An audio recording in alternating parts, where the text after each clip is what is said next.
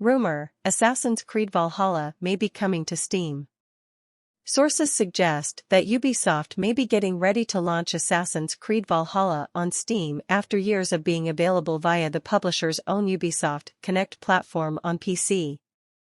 The game received substantial amounts of post-launch content over the past couple of years, and now that the developer seems to have moved on to the next flagship production, the limelight has somewhat moved on from Valhalla as well.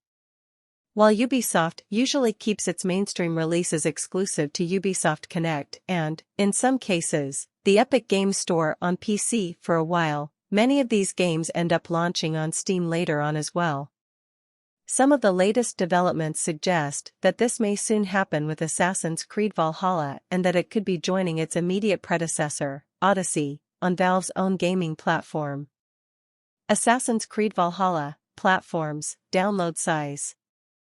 Assassin's Creed Valhalla is developed using Anvil Next 2.0 engine and is available for Microsoft Windows, PlayStation 4, PlayStation 5, Xbox One, Xbox Series X, Series S, Stadia, and Luna.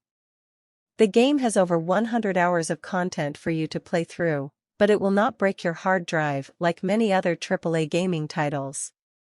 On the PS4, the game has a size of 45.87 GB, and on Windows it takes up about 50 GB of space.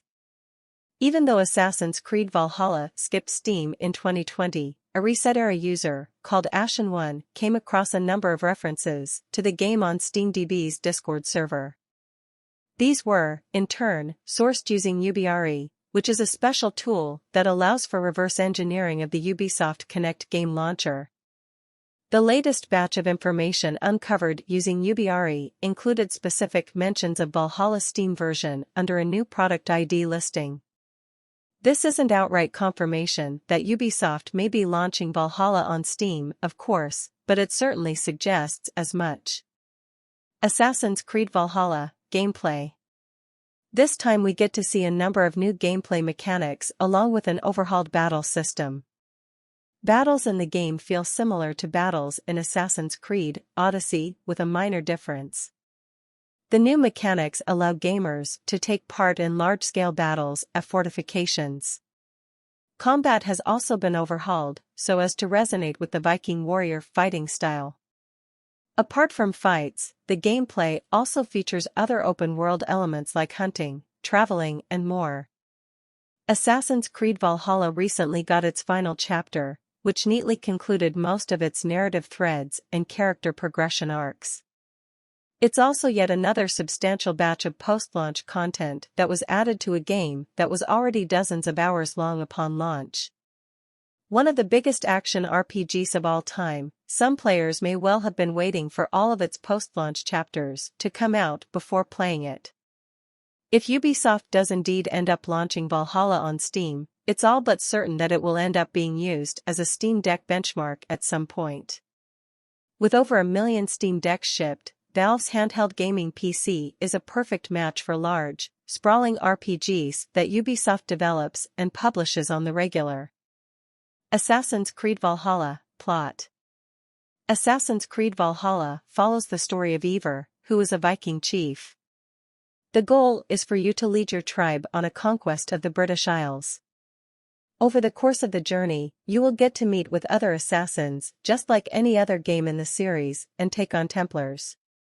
Templars in the game are called Hidden Ones and Order of Ancients. You can expect to face off against multiple historical figures, including Alfred the Great, the King of Wessex. The game continues the story of Layla Hassan, who was first introduced to an Assassin's Creed, Origins. World and map. Assassin's Creed Valhalla has a huge map with a number of areas to explore.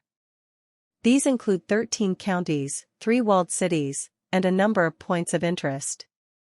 Even though you get to travel to all of these places, the main area where the campaign takes place is England. The Assassin's Creed series jumps around to various settings throughout world history, and Valhalla takes place during the Viking invasions of England, at the time a collection of smaller kingdoms such as Wessex and Mercia, which began near the end of the 8th century.